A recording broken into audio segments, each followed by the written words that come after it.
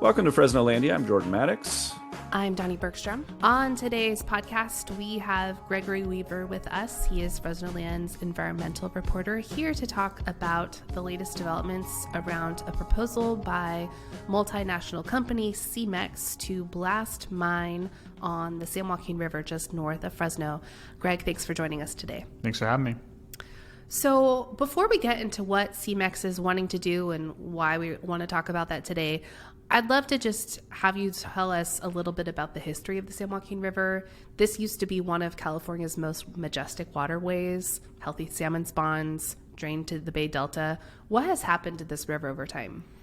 I think what's happened since the 1850s, when settlement of the San Joaquin Valley happened in earnest, the losses that the San Joaquin River's had is almost unimaginable. We have scholars who've done world histories of ecological transformations, and one of them called what happened to the San Joaquin River and the San Joaquin Valley probably the biggest destruction of an entire ecology in world history. You listen to some of the early oral histories of what happened when some of the early river diversions happened on the Tulare Basin, so the Kings, the San Joaquin, and it is about whole wetlands paved over, cut down, turned into these sort of routinized parcels that could be used to grow crops. And we saw what it looked like when nature had its way during that really prodigious water event where Tulare Lake reemerged.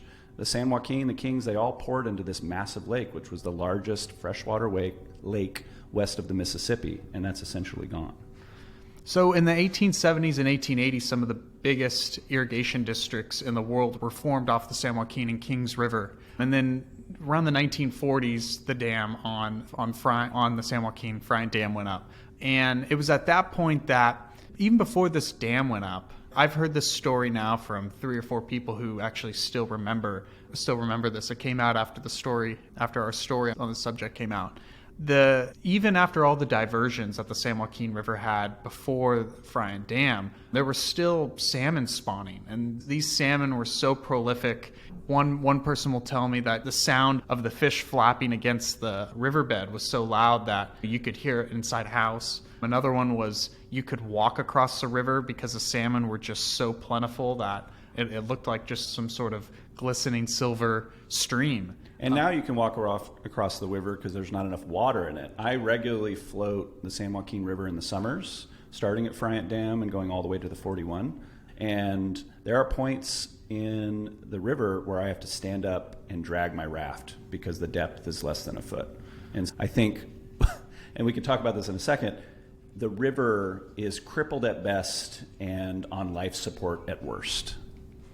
Yeah, I think there's 2 or 3 stages to what happened to the San Joaquin River. Certainly Friant Dam is the second one. It killed the salmon run. At a certain point, it's rare to see a river in America over such a short period of time be completely erased. That's what happened to the San Joaquin River. There was about 20 to 30 miles in, the river went dry for a very long time. It wasn't only until this gargantuan multi-decade lawsuit that some of these river flows were restored to the point where the river could actually flow back out into the bay, which had happened for probably 8-10 million years as a single water flow.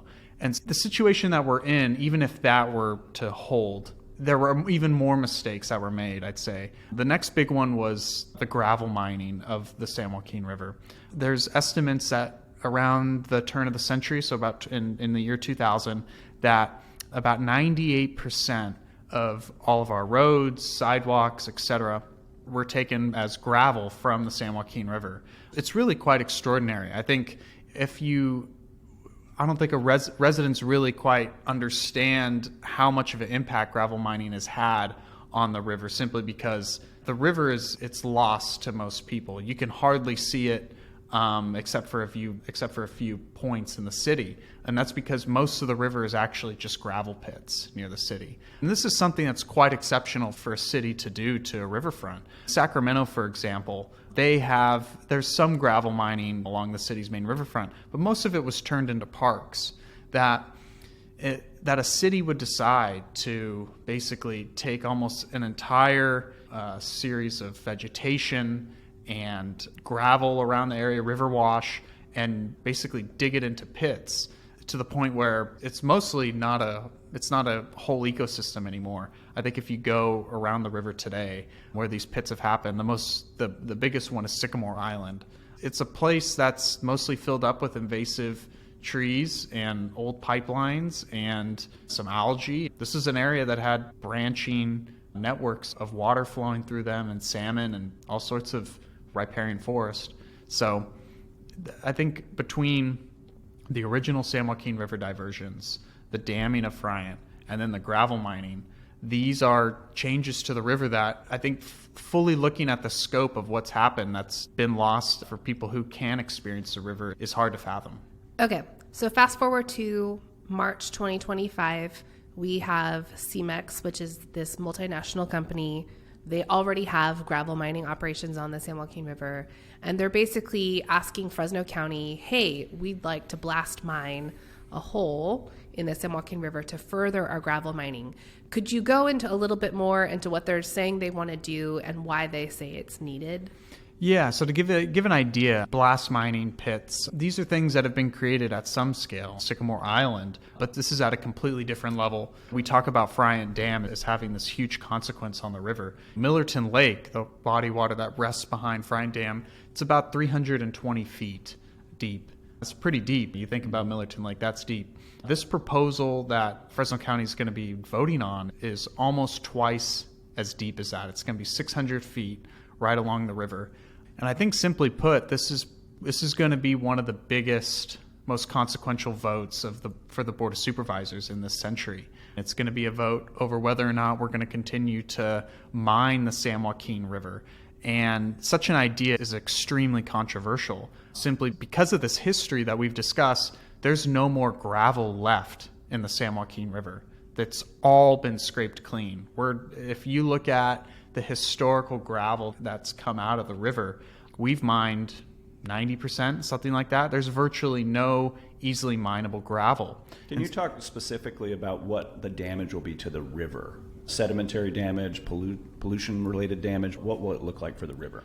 Part about having a 600-foot deep blast pit so close to the river is that we don't even know what the risks are to large-scale catastrophes. We know that our risks of major floods are going to increase dramatically due to climate change over the next 50 to 70 years. And what a surging river looks like so close to a pit and what a potential wall collapse would look like, that frankly would devastate the river. It would be something like a hurricane level event, the sort of stuff we see like the North Carolina hurricane that we saw, destruction of infrastructure, ecosystems, the sort of thing that takes decades, if ever, to grow back. What's so controversial about this proposal, beyond these catastrophic risks to what remains of the San Joaquin River, is simply that there's other gravel supplies in the county that don't involve such large potential impacts to key ecosystems. One of the interesting things I found in my reporting for this is that apparently the county has twice as much gravel than it needs over the next 50 years to supply the Fresno area with construction supplies.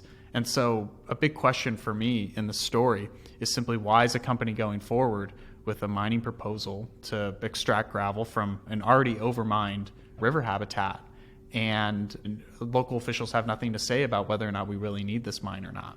So let's talk about those local officials. We have the San Joaquin River Conservancy, not to be confused with the San Joaquin River Parkway Trust, which is a separate nonprofit. So the River Conservancy is this weird quasi-state agency that's charged with overseeing the Fresno-Madera County portion of the San Joaquin River. And in your reporting, a big part of your story was basically they didn't want to talk very publicly about this. What's going on? What are you hearing from people?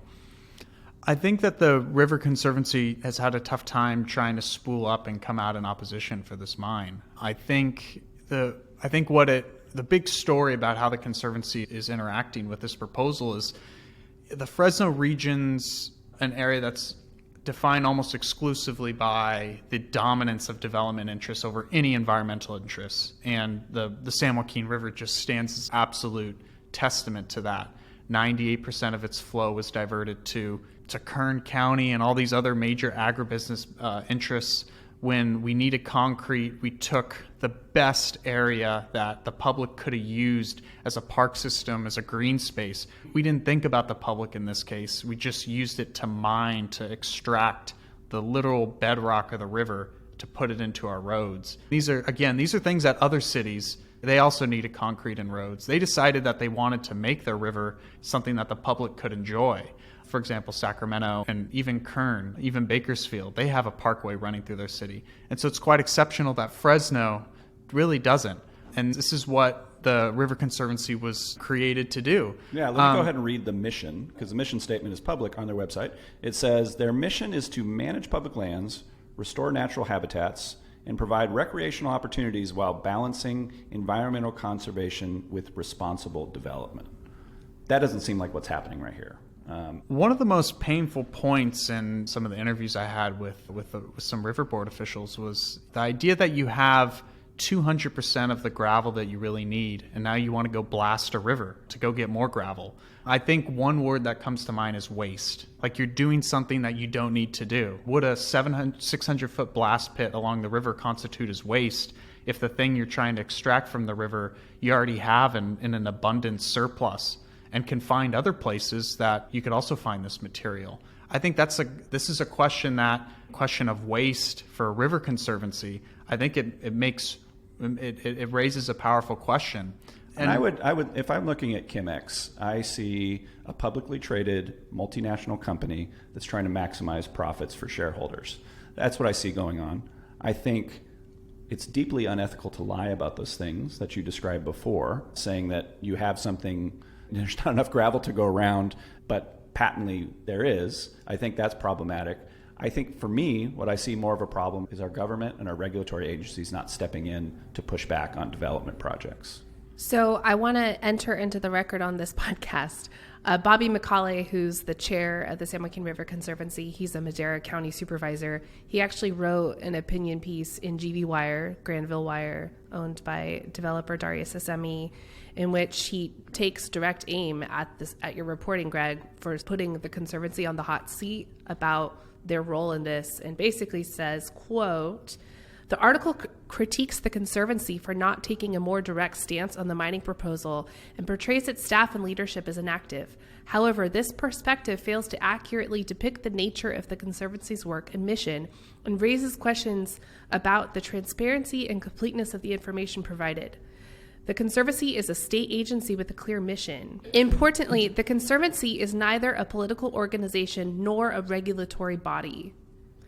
It does not govern land use decision outside of its jurisdiction. So basically what he's arguing is they don't have a regulatory role. He's saying that's just not the role that they play. So let's discuss that.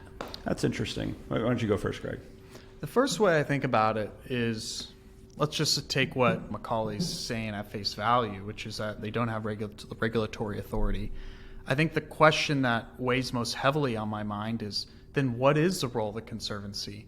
If you cannot, in spite of this lack of, let's just say, bureaucratic muscle, you can't speak out against the proposal at all. This is the other thing I found in my reporting. Macaulay didn't want to say anything about this blast mine. He said that the board would probably not even take a vote ever on whether it thinks that this mine is necessary and good in the public interest. This is what these people are on the board to represent. Literally on the Conservancy website, it says the Conservancy works to facilitate the development of the parkway, cultivate public support, and secure its future. I think by opening up this blast mine, I think that last item on that description of what their purpose is, I think that's undercutting that. So I agree with you, Greg. If you don't have direct, regulatory power, you have a platform. And what Macaulay's bringing up is a point in my piece that there was another. If you go, how far away is Monterey from us due west? It's about, 100 miles? It's a nice town, gorgeous town on the bay, and it used to be the most prolific area of sand mining in the United States. Right along the bay, you had 5, 6, maybe 15 sand mines. And in 2017, almost in a situation exactly like what we have on the San Joaquin River right now, CEMEX was the last sand mine on the Monterey Bay. And the State Coastal Commission, another board that has a huge amount of symbolic power, went forward and declared CEMEX a public nuisance. And they worked with all these city mayors around the area and basically forced a restoration deal with the company. They abandoned the mine and gave a whole bunch of money to make sure that what their mining impacts would be mitigated with this huge restoration plan to turn the area into a trail.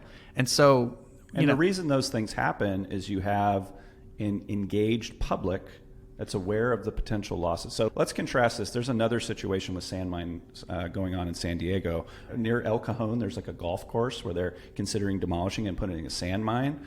You wouldn't believe the amount of vitriol at every board meeting, the Facebook groups. I would believe it, actually. Yeah, but we don't have that here. And I was saying before we started recording that we need advocates that want to make a lot of noise when this stuff comes to town, because at this point, I haven't seen a lot of organization. I hope there is, but that's not present here. And I think that's maybe demographics. It's maybe we're in the Central Valley where land is largely commodified. If you think about agriculture, we look at land through a commodity lens. And so I think that's part of it. But I think if the public doesn't get engaged, then the boards don't have any incentive to act. I think one thing, I keep coming back to Bobby McCauley's comments here in his article coming at your reporting, Greg. But so we talked about the Coastal Commission and the role that they played in Monterey. The Coastal Commission does have land use authority, and they are empowered to deny projects in a way that the Conservancy isn't. And what McCauley is saying in this article, I didn't know this history of the Conservancy, is he's saying that when the bill was drafted in the state legislature by Jim Costa when he was in the Assembly to create the Conservancy, the only way that the city of Fresno County and Madera County would join the Conservancy and support the bill is if the Conservancy didn't have land use authority, which is interesting. So it was intentionally designed to create a neutered public agency, if you will. A lot of people on the board will tell you, the more conservative ones, the more timid ones, that you're right, that the Conservancy was a compromise because it's created, I can't remember if it was the late 80s or early 90s. There's a lot of land speculation that was going on the riverbed. If you go at the edge of Van Ness Extension and near Herndon, there's a guy named Thomason who was wanting to build a whole bunch of houses right on the river plain. Up the river, close to where this blast mine proposal is Ball Ranch. And during the 90s, this is when Fresno was growing like a quarter mile a year north. This was gargantuan growth. Developers wanted to develop Ball Ranch too. There's all sorts of stuff. Crazy Del Monte, the big banana company, they were buying land up in Madera. They thought that at the time that by 2020 there'd be about 150,000 people where Tercero Viejo's at right now. There were fever dreams of sprawl in the area. And so this Conservancy was created to basically make it so that developers could sell this land that they were speculating on to the Conservancy. It was basically a bailout package for developers to sell to the area because they could sell really to nobody else. That's all the Conservancy really established. And so the big problem that I think McCauley's bringing up is simply that if you go to Santa Monica or if you go up north, you see the American River, the Conservancies there are far more powerful in that they've done a lot more to empower themselves in a way that the Conservancy has not. Almost every Conservancy in the state has established a joint powers authority between the cities and the county to be able to have a coordinated leadership on matters of key public importance, something as sacred as a rivershed. In Fresno, and with the San Joaquin River Conservancy, that hasn't happened. A lot of egos have gotten in the way, and I think right now the dominant perspective from the river board is we don't know what the future of the river is. We'll acquire property, we'll maybe sit on it for 15, 20 years, maybe get a project going, maybe get a grant from the state, but the sort of way to build consensus. What is the river? In an area like Fresno, which has one of the bottom 3 park space acres per resident in America, this is an area, imagine if you could say, we're going to plant 1 million trees on the San Joaquin River, a place that had all its riparian forest destroyed in a matter of 5-10 years. We're going to plant 1 million trees, and this is going to provide shade. And when it's 110 degrees outside, people can go out and enjoy the coolness of the river and the shade and whatnot. These are things that this is not in the imagination of any Fresno residents, not in the Conservancies either. And so go to Lost Lake. the park that's right on the San Joaquin River in the middle, you will not find a parking spot. It has infinite value for our community, and that's untapped. But again, circling back to what I said before, we need community support for these kinds of things. So let's talk about our county supervisors. What role do they have in this? They play arguably the most important role, I think, short of somebody like Jim Costa, who could probably with one fell swoop say, I don't like this mine. He could make things happen. He's the sort of guy that has been quiet on this issue so far. What role the board will play is simply yes or no on this proposal. If 3 guys on the board of supervisors said no on this right now, like the project could be dead in the water. The big thing I think they're going to now have to confront is if we already got 200% of the gravel we really need, and this is going to delay public use of this river for another 100 years, what is the point of approving a blast mine that's going to have explosions multiple times a week so close to a proposed parkway? Literally, this is a public park space. It has been delineated as a public park space. Now, the people who are now in control of the park space don't want to speak up about it. That's their prerogative. If they want to wear that, go ahead. Yeah. But I should note, so the comment period, this is all about an environmental impact report. The comments on that EIR were due on March 10th. So we'll start to see in writing what people have to say, including the Conservancy, who did say that they were going to provide written comments on the project. So we'll start to get a lot more detail from different state agencies, local agencies about their concerns around the project. So there's going to be more public debate on this project before it goes before the supervisors. And I want to take a 20,000-foot perspective on this for a second. There's a progressive state senator named Scott Wiener from San Francisco. He just proposed a bill to make major amendments to CEQA to try and balance development with protecting our environment. And what we're seeing is a world that realizes it's really hard to develop things, so we need to ease some of the bureaucracy around that. But then we're going to get a lot more situations like this where you have development being supported, but it's going to run into problems that will affect communities. And so I think now more than ever is when publics need to be engaged, because we all recognize we need to be able to build in California and expand and grow, but we also have to have our communities step up when there's development projects that will have long-term environmental damage. And so I think this is a subject that's going to keep coming up again and again, particularly as our state wrestles with housing shortages and tries to ease EIRs and all that kind of stuff. I think this is going to be a persistent topic, and it's going to be something we'll revisit quite a bit. I will say that he's from the Bay Area, right? Yeah, he's from San Francisco. Yeah. One, I would be very doubtful if he creates a bill that is so broad that, in a significant way change outcomes on what gets reviewed on something like mining for a century, a river shed. Housing in fill or whatnot. I think that's one thing. I think another thing is though, like in Wiener's area, I think another important, I talked about Monterey and how much better basically these environmental officials were able to create park space from a CEMEX mine. Another one in the Bay Area it's a massive mine. CEMEX wants to do a 600-foot pit. This pit was even bigger in the San Francisco Bay Area. Something like 1,500 feet deep. It was a pit that was used to build Shasta Dam. It was used to build a lot of the warfront stuff in the Pacific Theater for the Navy in the 1940s. And it's an area that more or less has been completely sacrificed for mining. And now the company that operated it, I can't remember the name, they're done with it. And basically the environmental officials over there are requiring them to fill in the whole pit and restore it back to what it once was. This is a sort of environmental leadership that's completely absent from Fresno, from the San Joaquin Valley. Thousands of acres of pits that were approved by Fresno County in the 1950s, 60s, 70s that were just basically more or less abandoned. We have rusted pipelines along our river that's owned also by the Conservancy. And it just sits there. And we have other regions in California that really expect better from private industry and expect better of what our habitats look like. And I think right now, Dani said that the public comment period ended March 10th.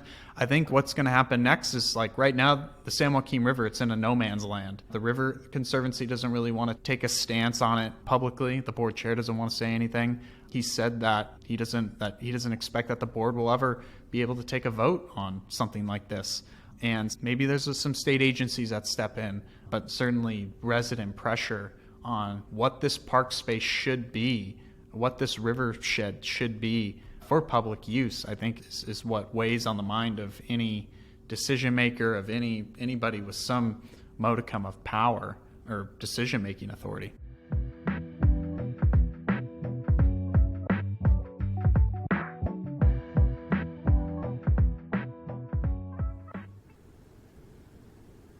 We end these podcasts in the same way every week with what we're loving this week. Greg, what are you loving this week?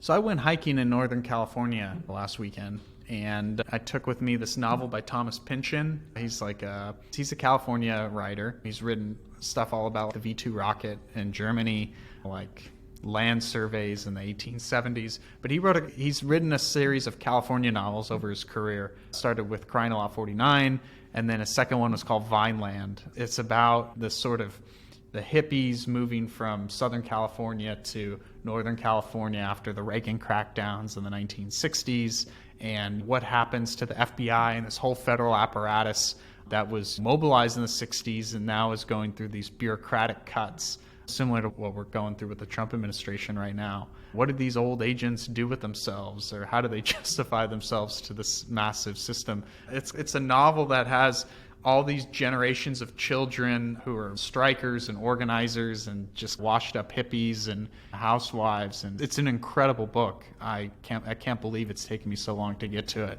But yeah, I've been loving Vineland. That's great. Taking a book on a hike, finding a nice place to sit in a tree, that's one of the best things you can do. Donnie, what about you? What are you loving this week? I'm loving that I recently pulled out my Nintendo 64. Get it? What are you playing? Dr. Mario. Oh, yeah. The best game ever created. It's so fun. It's like Tetris. Did you guys grow up playing Tetris? Yeah. Yeah. Tetris, That game always frustrated me. Minesweeper, all that stuff. Yeah, exactly. So my college years were spent, like most people spent their college years partying, and I spent my college years playing Dr. Mario with my roommates. Yeah. I had to give it up for Lent one year. I was so obsessed. So that's what I'm loving. Yes, I also spent my college years, but mine was Call of Duty while studying for my Latin finals. So what I'm loving this week is I have a friend who works at a cutlery company, and we bought a knife through her. I've always been scared of extremely sharp knives that I'm going to lose a digit. A story that's in my family's lore is I'm one of those guys that cut an avocado in half and then used the knife like a spear to spear the pit, and went all the way through the avocado and then all the way through my hand. It was like 12 hours, ER, had to have surgery. And so since then, I've been afraid of sharp knives, but then you have dull knives, those also can be dangerous. So my wife and I went on a whim and got a nice sharp knife, and it's been amazing.